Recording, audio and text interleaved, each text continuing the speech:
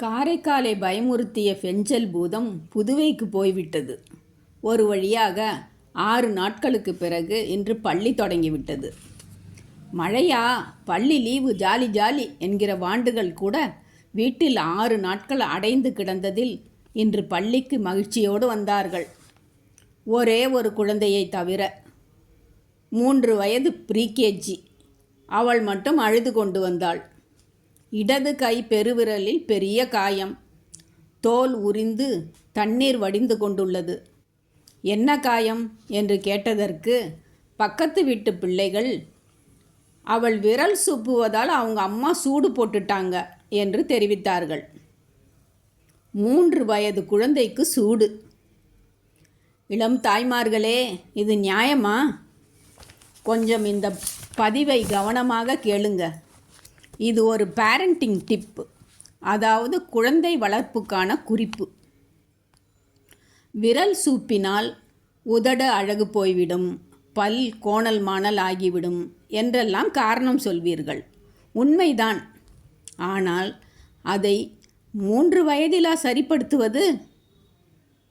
முதலில் குழந்தை ஏன் கை சூப்புகிறது, எத்தனை வயது வரை இதை அனுமதிக்கலாம் என்றெல்லாம் தாய்மார்கள் சற்று ஆழமாக தெரிந்து கொள்ள வேண்டியது அவசியம். தம் சக்கிங், விரல் சூப்புவது இயற்கையானது, சாதாரணமானது.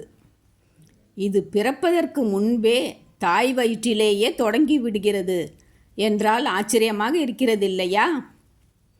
தாயின் வயிற்றில் இருக்கும் 15 வார கருவிலேயே இந்த கை சூப்புகிற பழக்கம் தொடங்கலாம் என்று மருத்துவர்கள் சொல்கிறார்கள். அது மட்டுமல்ல, அல்ட்ராசவுண்ட் ஸ்கேன் பரிசோதனைகளும் இதை நிரூபித்து உள்ளதாம். மனித குழந்தைகள் மட்டுமில்லாமல் சில விலங்கு குட்டிகளும் கூட இயற்கையிலேயே இப்படி கை சூப்புகிற பழக்கத்தை வைத்திருக்கிறார்களாம். இதோ இந்த படங்களை பாருங்கள். நாய், பூனை, குரங்கு, யானை இவைகளின் குட்டிகளெல்லாம் கை சூப்புகிறதை பாருங்கள்.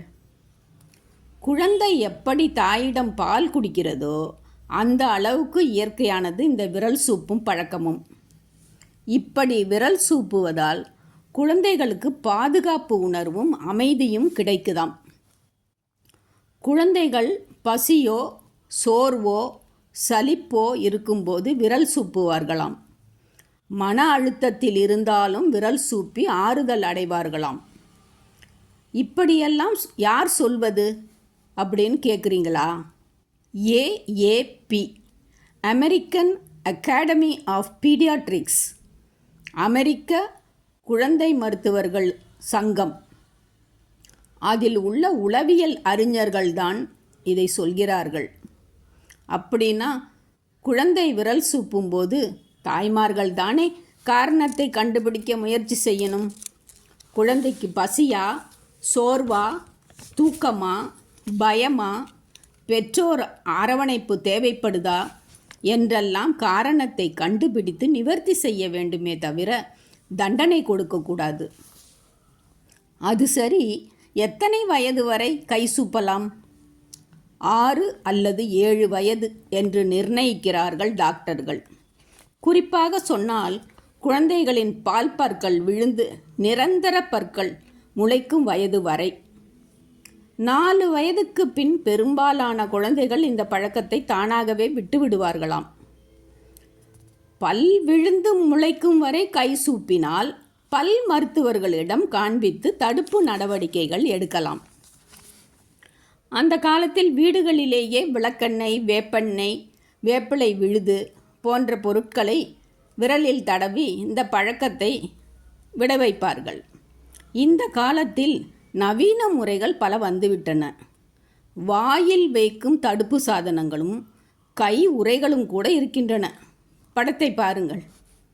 பல மருத்துவர்கள் இதற்கு பல நிவாரணங்களை பரிந்துரைக்கிறார்கள். பல் மருத்துவர்களை அணுகினால் அவர்கள் குழந்தைக்கு என்னென்ன தடுப்பு நடவடிக்கை எடுக்கலாம் என்று உங்களுக்கு சொல்வார்கள். ஆகவே பெற்றோர்களே, நீங்கள் செய்ய வேண்டியது என்னவென்றால் விரல் சூப்புகிறார்களே அந்த குழந்தைகளுடைய விரல்களை அவ்வப்போது சுத்தமாக துடைத்து வைக்க வேண்டும்.